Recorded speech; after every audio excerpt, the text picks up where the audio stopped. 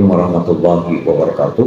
Alhamdulillahirabbil alamin. Asyhadu an la ilaha illallah wa asyhadu anna Muhammadan abduhu wa rasuluh.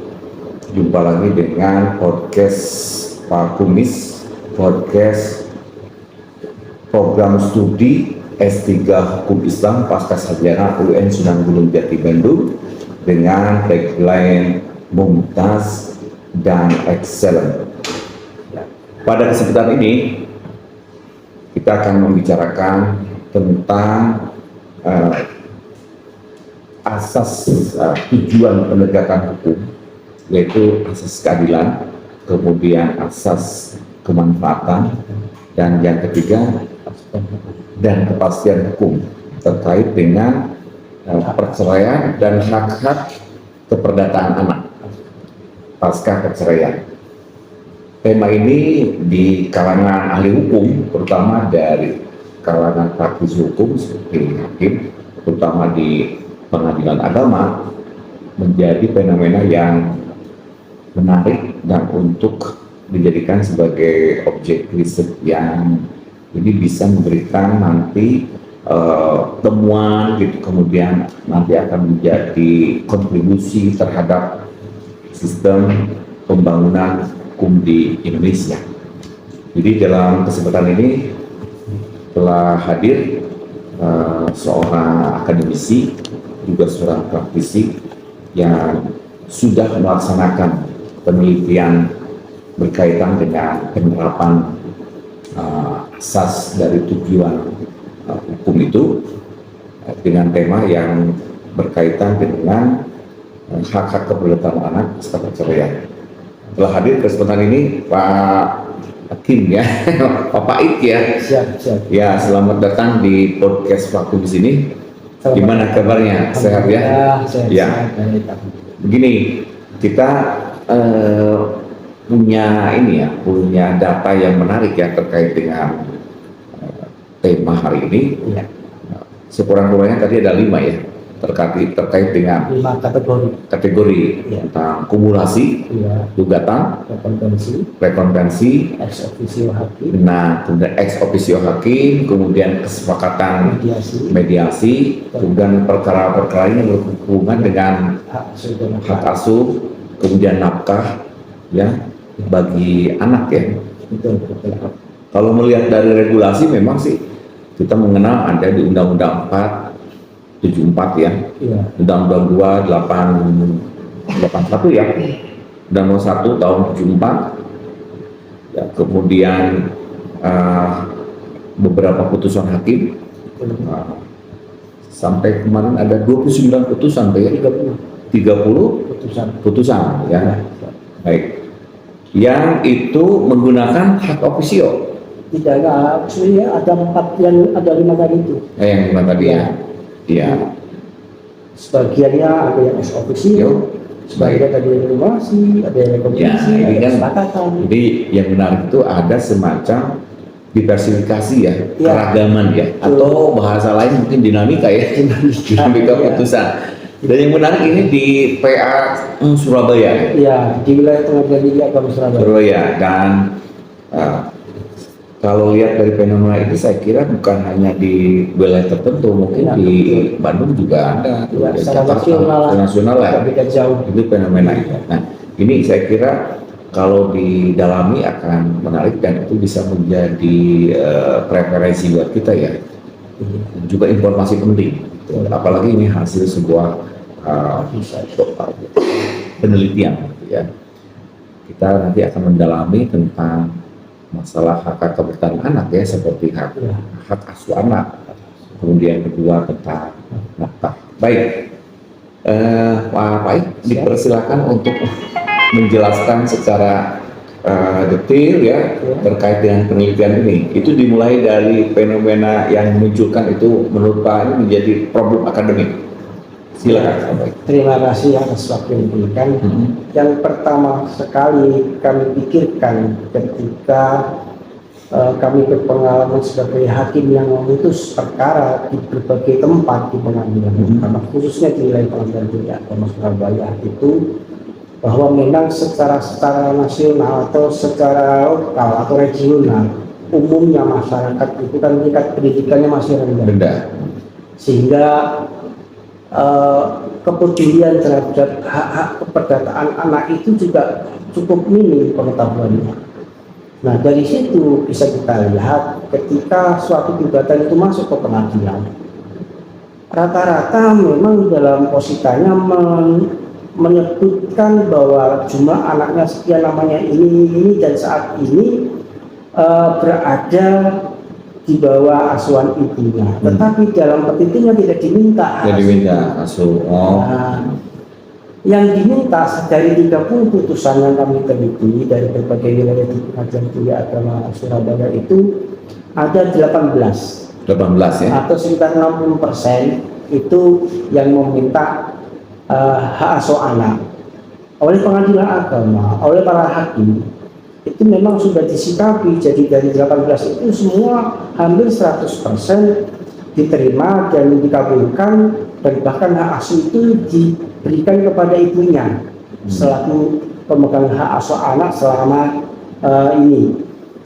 Namun kami juga merasa ada yang kurang pas. Ada sekitar 40%, kenapa tidak ada hak asuh anak dituntut, padahal sebetulnya secara real kalau para hakim berani untuk membuat terobosan hukum sebenarnya masih sangat-sangat terbuka.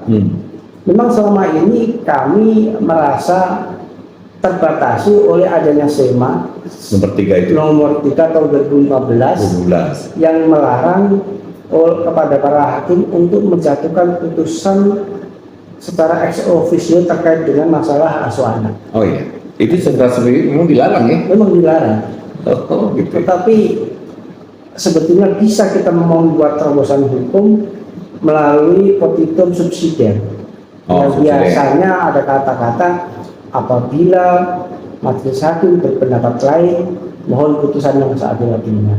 Melalui mekanisme itulah kemudian keyakinan hakim sebagai seorang yuris yang memang punya naluri terhadap nilai-nilai keadilan para pihak itu kemudian bisa ditanyakan kepada para saksi bahwa anak tersebut saat ini ikut siapa. Umumnya rata-rata memang anak itu ikut ibunya. Kemudian tidak ada sangkalan dari pihak termohon atau tergugat atau dari pihak ayah. Oleh karena itu tidak ada salahnya kemudian hakim itu menetapkan bahwa hak asuh anak itu dijatuhkan kepada ibunya. Hal ini kan telah sesuai dengan Undang-Undang Nomor 35 Tahun 2014 tentang perlindungan anak. Juga sesuai dengan Undang-Undang Nomor 4 Tahun 1979 tentang kesejahteraan anak. Kemudian juga sangat bersesuaian dengan asas the best interest of the child. Nah, dari situ perhatian terhadap anak ya. Nah, karena anak ini sebagai salah satu pihak yang rentan dan tidak memiliki pilihan untuk memilih ikut sama siapa. Karena masih di bawah umur juga, makanya kemudian hakim dengan hak yang ada pada dirinya itu tidak ada salahnya kemudian menetapkan bahwa hak asuh terhadap anak itu diberikan kepada ibunya dengan catatan apabila memang perilaku ibunya itu tidak cacat moral, tidak berperilaku buruk sehingga sangat mempengaruhi perkembangan kejiwaan atau psikis anak itu sendiri. Nah, kemudian dari situ kami juga berpikir ternyata memang SEMA nomor 3 tahun 2015 itu masih bisa, bahasanya itu apa ya, kan kurang pas itu bahasanya ya, masih bisa direvisi atau ya, inginnya kami itu mengusulkan agar SEMA nomor 3 tahun 2015 itu direvisi. Yang di pasal berapa itu Pak? Yang kaitannya dengan bukan pasal, bukan ya, nomor 4 angka 14 yang menyatakan bahwa para hakim tidak boleh menentukan secara ex officio tentang siapa penentu hak asuh anak. Kemudian kami juga ingin menyatakan bahwa sebetulnya yang namanya tuntutan hak-hak keperdataan anak itu tidak boleh terpisah antara hak asuh dan nafkah anak. Sebaiknya itu dilakukan secara bersamaan dan satu kesatuan. Emang biasanya suka itu Pak, kalau tidak ada apa tadi Pak, petitumnya, Iya, tidak ada apa Pak? petitumnya itu memang Tidak diminta gitu. tidak diminta. Nah, kalau tidak diminta kan hakim otomatis kan tidak ini asas hukum acaranya ya, tidak boleh memberikan putusan di luar betul. Yang itu ultra petita, iya. Ultra petita. Oke. Itu makanya kalau misalnya di gugatan ke depannya kalau ada masalah hak keperdataan anak, kami mengusulkan sebaiknya itu disatukan antara hak asuh dan anak menjadi satu kesatuan sehingga dari sisi pelaksanaan nanti akan dapat menemui kemudahan. Betul. Dari ini Pak, tadi Bapak menyebutkan ada 29 atau 30 putusan. Itu memang semuanya menggunakan hak ex officio? Tidak semua. Oh, tidak semua. Tidak semua. Makanya misalnya kalau ada rekonvensi terkait dengan permintaan hak asuh anak, kemudian dalam pertimbangan hukumnya majelis hakim secara positif mempertimbangkan sepanjang si ibu tidak cacat moral atau tidak berperilaku buruk, ya. Maka biasanya umumnya hampir 100% hakim itu menjatuhkan hak asuh itu terhadap ibu. Iya, seperti itu. Termasuk juga hasil kesepakatan yang biasanya ini lebih mudah. Kesepakatan mediasi itu memungkinkan majelis hakim bisa langsung tinggal menetapkan hasil kesepakatan itu bahwa hak asuh itu jatuh pada ibunya. Oke. Seperti itu. Nah, yang menarik jadi problem problemnya itu justru pada itu Pak ya, adanya variasi ya. Iya, betul. Ada beberapa putusan yang itu berbeda gitu ya. Nah, ada yang menggunakan hak ex officio gitu ya. Ada juga yang tidak gitu. Itu memang pintu hukum yang diberikan kepada para pihak itu dalam mengajukan suatu gugatan, memang ada yang kemudian gugatan kumulasi sekaligus gugatan cerai sekaligus kumulasi hak asuh anak. Ada juga gugatan cerai talak, misalnya kemudian penggugat mengajukan rekonvensi. Oke. Terkait dengan hak asuh anak. Termasuk juga ada gugatan kemudian setelah dilakukan mediasi ada kesepakatan sehingga majelis hakim tinggal menguatkan hasil kesepakatan tersebut.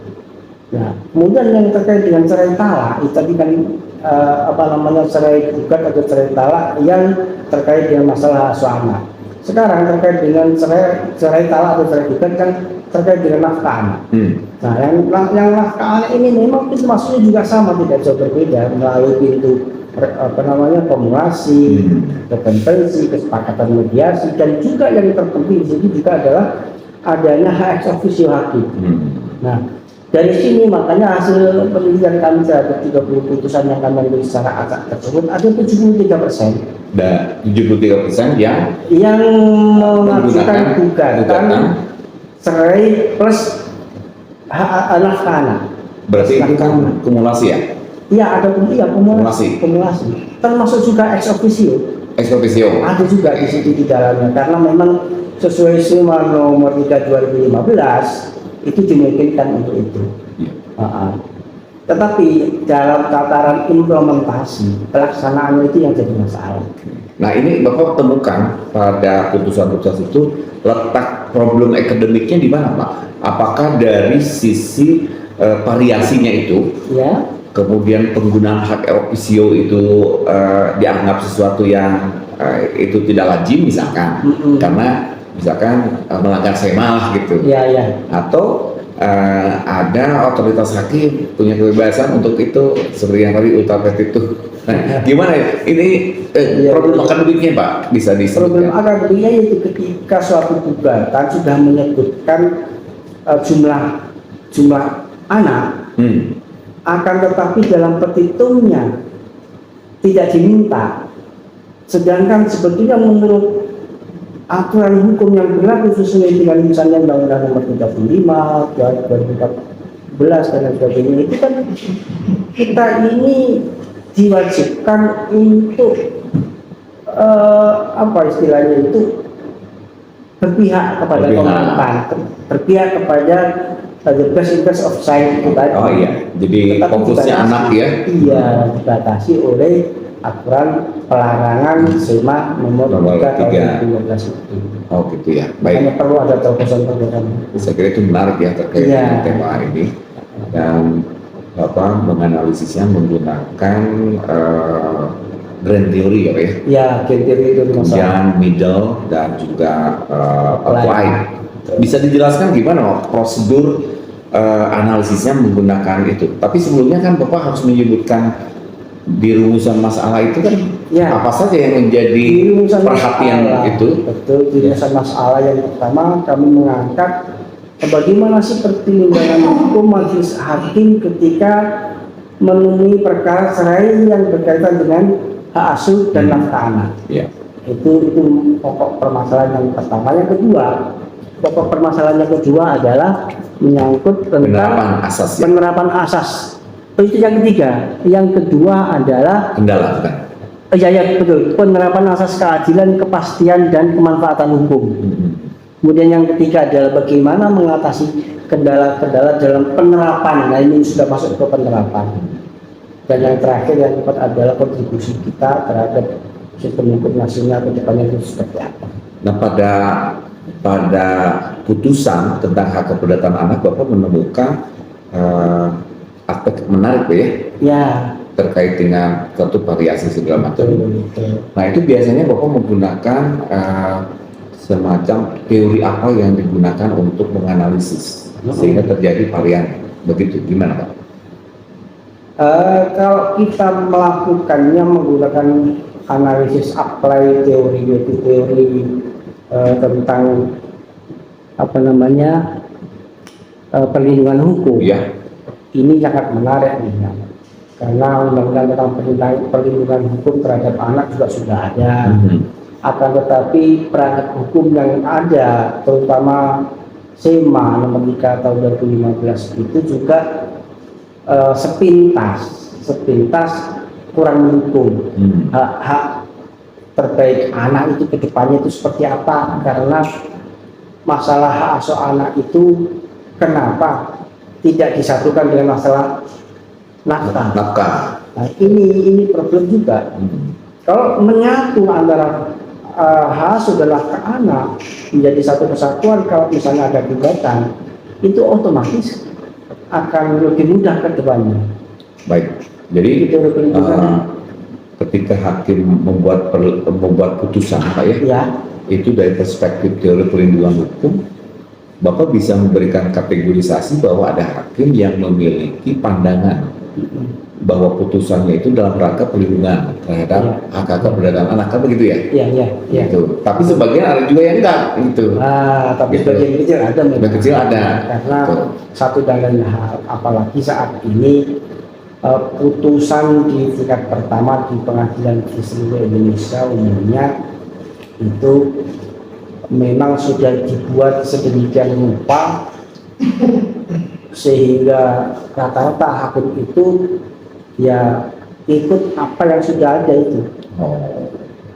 Paling-paling kalau memang ada sesuatu yang menurut yang bersangkutan perlu ada penajaman terhadap pertimbangan hukumnya, baru hakim yang bersangkutan itu menambahkan. Jadi ada pakem yang memang sudah dibuat. Betul. Nah, ini ya, Bapak sudah menemukan tuh lewat teori perlindungan hukum juga maslahat ya. Maslahat. Jadi hakim juga dalam kerangka Ya. putusan itu melihat pertimbangan anak, ya tadi the best interest of the child itu Pak ya. Betul. Itu menjadi pertimbangan. Nah sekarang apa yang menjadi kendala Pak? Tadi Ya. kan ada pertanyaan tuh. Kendalanya yang dihadapi oleh para hakim ketika dia memutuskan perkara seperti itu, ada nggak kendala? Nah, itu dia kendalanya. Selama ini hakim tidak cukup punya keberanian. Nah itu. Tidak cukup punya keberanian. Apa rekomendasinya tuh Pak? Nah, makanya itu kami ingin suatu saat ada SEMA yang menyatukan suatu gugatan. Kalau misalnya kumulasi cerai dengan hak anak itu jangan hanya parsial, misalnya lah kasat Nah, atau asuh aju. iya, tetapi satu kesatuan dua-duanya diajukan, sehingga nanti ketika membuat pertimbangan hukumnya para hakim itu bisa lebih leluasa improvisasi membuat pertimbangan hukum. Berarti kan kalau begitu harus ada revisi atau apa ya, penambahan ya, di SMA itu, semacam itu supaya nanti, karena kalau hakim itu bagaimanapun makhluk yang taat terhadap aturan, Pak ya. Iya, karena jadi sosok yang harus taat, makanya disebut hakim itu sebagai corong ya. Iya, corong undang-undang. Jadi nggak bisa kemudian dia. Nah, apakah bahasa ketidak memiliki keberanian, cukup keberanian itu dianggap sebagai sebuah kelemahan, Pak? Atau kurang kreatif atau gimana, Pak? Itu masih bisa menjadi tanda tanya besar, Prof. Karena memang jika suatu saat ada laporan ke Bawas bahwa hakim itu telah melakukan sesuatu di luar yang diminta, meskipun belum tentu laporan itu benar. Namun yang penting kan di situ ada pertimbangan hukum yang memang rasional dan betul-betul demi kepentingan terbaik anak. Saya pikir meskipun ada laporan seperti itu tidak ada masalah. Ya, saya kira kalau seperti Bapak Hakim yang sudah kuliah S3, tahu kan masalah mursalah gitu. Nah, iya, ada masalah yang walaupun tidak ada tidak ada di undang-undang, tidak ada dinasnya, tapi demi kemaslahatan, maka itu benar ditempuh kan. Betul. Begitu. Apalagi ini, Pak. Perkembangan terbaru dari jurisprudensi Mahkamah Agung nomor 48 tahun 2024 ada putusan dari tingkat kasasi yang menyatakan bahwa sengketa terhadap hak asuh anak itu solusinya adalah mereka diberi kesempatan untuk mengasuh bersama. Oh, bisa ya gitu? Ya, jadi istilahnya itu harmonian apa ya? Cooperation atau apa ya? Nah, itu mereka dalam amannya menyebutkan bahwa pada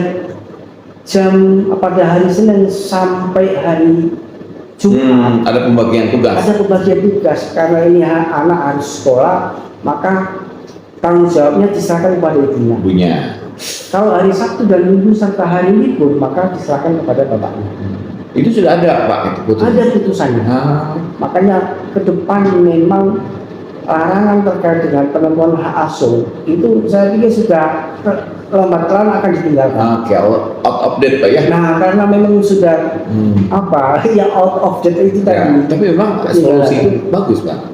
Menurut saya. Jadi kalau ada kasus begini kemudian juga demi tadi the best interest of child itu. Iya, betul. Kemudian pertimbangan untuk melakukan pengasuhan secara bersama-sama itu akan menjadi solusi, Pak, terhadap persoalan yang dihadapi, karena itu akan menjamin terhadap itu, Pak, unsur psikologis anak. Nah, gitu. Tapi itu kalau hakim begitu kira-kira mau diterima nggak oleh masing-masing? Ya kan sudah ada contoh jurisprudensi yang dibuat oleh Mahkamah. Ada ya? Iya, istilahnya ini joint physical custody. Joint physical custody. Ya. Jadi hak pengasuhan bersama. Oh, ya bagus itu. Nah, ini kan merupakan terobosan hukum kalau memang tingkat kasasi itu tidak mengapa kalau memang situasinya menghendaki hal seperti itu. Makanya ketika ada putusan yang seperti ini, sebaiknya memang para hakim segera bisa meresponnya dengan mengambil putusan itu sebagai jurisprudensi, sehingga kedepannya hak asuh itu bisa dilakukan secara bersama-sama. Tinggal tanggal dan harinya saja yang bisa diatur ya. Diatur sedemikian rupa. Jadi sebetulnya kalau perceraian itu sesuatu yang membenihkan kebencian, tapi dengan pengasuhan mengindahkan lagi kasih sayang, ya, menyatukan kembali. Jadi, siapa tahu suatu saat bisa rujuk kembali, bisa nikah ulang Ya. sehingga rumah tangganya bisa dipertahankan satu itu lagi. Wah, itu bagus sekali Pak, itu Ya. gagasannya. Baik, kemudian yang itu Pak, yang ketiga itu terkait dengan ini Pak, penerapan asas keadilan, ya, yang kedua kemaslahatan dan kepastian. Gimana Pak? Itu bisa diterapkan pada putusan hakim. Menganalisis itu gimana Pak? Keadilan secara filosofis itu kan dalam putusan, suatu putusan itu kan ada irama demi keadilan berdasarkan ketuhanan yang Maha Esa. Otomatis suatu putusan berpijak dari irah-irah seperti itu, hakim dalam membuat pertimbangan jelas-jelas akan mengedepankan aspek keadilan. Aspek keadilan bagi siapa? Bagi para pihak, tidak hanya kepada salah satunya saja, tapi untuk semuanya. Nah, ketika kemudian dalam putusan itu sudah menetapkan si A, si B sebagai pemegang hak asuh anak, kemudian satunya lagi ada putusan si A atau si B yang berhak yang diberi kewajiban untuk memberi nafkah, dalam hal ini misalnya bapaknya. Nah, itu kemudian menjadi ada kepastian hukum terkait penentuan itu. Nah, kalau sudah seperti itu, akhirnya kan pada akhirnya baik orang tua, bapak, ibu, anak itu akan mendapatkan manfaat. Betul. Akan mendapatkan manfaat dari isi putusan pengadilan itu karena telah memenuhi aspek keadilan, kepastian dan kemanfaatan ya. Dan kemanfaatan hukum bagi para enggak. Dari itu analisis Bapak terhadap putusan hakim itu ya, mungkin ada variasi baik persentase yang menerapkan ketiga asas itu. Apa semuanya menerapkan? Rata-rata sudah memenuhi ya? asas itu ya. Karena memang pakemnya tidak ya seperti itu. Jadi yang menjadi ide pokok pertama adalah pemenuhan aspek keadilan. Terus yang terakhir Pak, kontribusi Pak Ya. untuk pembangunan sistem hukum di Indonesia ini. Nah, pada penelitian Bapak ini menarik. Jadi novelty yang kami tawarkan adalah hendaknya memang SEMA nomor 3 2015 itu dilakukan semacam revisi agar kedepannya majelis hakim dalam menangani perkara itu bisa lebih leluasa. Yang terpenting dari itu semua adalah revisi isinya adalah hendaknya dalam penentuan gugatan masalah hak-hak perdata anak-anak itu sebaiknya dilakukan menjadi satu kesatuan antara hak asuh dan hak anak. Oke, itu ya. Jadi namanya apa tuh? Kalau Bapak boleh membuat sebuah konseptualisasi Pak. Kalau kami tadi Asuh bersama tadi itu. Asuh bersama. Ya. Tapi ada nggak yang lebih bisa diterima secara akademik? Seperti tadi terkait perlindungan Pak. Penelitian teman kita tentang perlindungan terhadap konsumen dan perlindungan kepada para pelaksana bisnis online gitu ya. Jadi kita menyebutnya sebagai perlindungan integratif. Jadi antara undang-undang, kemudian penegak hukum, termasuk juga syariah. Ya. Karena dalam bisnis itu kan tidak boleh boror kan sebagainya, integratif. Kalau Bapak menyebutnya ini apa tadi? Hak pengasuhan secara komprehensif ataukah secara bisa juga bisa ya ta'awuniyah lah bahasanya. Itu harus dirumuskan Pak, karena itu akan jadi teori yang dimiliki oleh Bapak. Gitu ya. Ya. Dan paling tidak kami bisa membuat usulan itu ya perlindungan hukum integratif. Bisa seperti itu. integratif Perlindungan hak-hak keperdataan anak secara integratif. Ya, Kan ada teori hukum progresif kan ya? Ya. Nah, nama progresif itu kan sebuah nama simpel, bisa diingat, tapi dia mendalam gitu Pak. Iya. Bahwa putusan itu hukum itu jangan melihat dari sisi teks kan, tapi juga harus melihat konteks. Gitu. Ini juga sama. Jadi perlindungan hukum yang integratif itu bisa menyelesaikan dengan produknya adalah tadi sistem pengasuhan anak yang secara bersama-sama, begitu ya kayaknya Pak ya? Baik. Jadi rekomendasinya apa Pak? Secara yuridis, Iya. tadi kan apa? Secara yuridis berarti ada beberapa masukan ya Ya, untuk SEMA. Tapi SEMA mah jangan direvisi, dihilangkan jangan ya. Jangan. Tapi ditambahkan aja. Iya, disempurnakan lah. Disempurnakan. Seperti itu. Baik. Dan kontribusinya tadi Itu tadi supaya dalam hal gugatan terhadap hak-hak keperdataan anak itu disatukan antara hak asuh dan hak anak. ya kontribusinya ya. Iya. Kemudian itu tadi yang berikutnya, sebaiknya SEMA itu disempurnakan dengan memakai pola antara hak asuh dan hak anak itu dari sisi gugatannya menyatu menjadi satu kesatuan. Baik. Ya. Ya. Yang memberikan efek yang sangat Baik, positif. ini menarik ya. Terima kasih nih. Karena waktu sebentar lagi kita akan melaksanakan Siap. itu ya.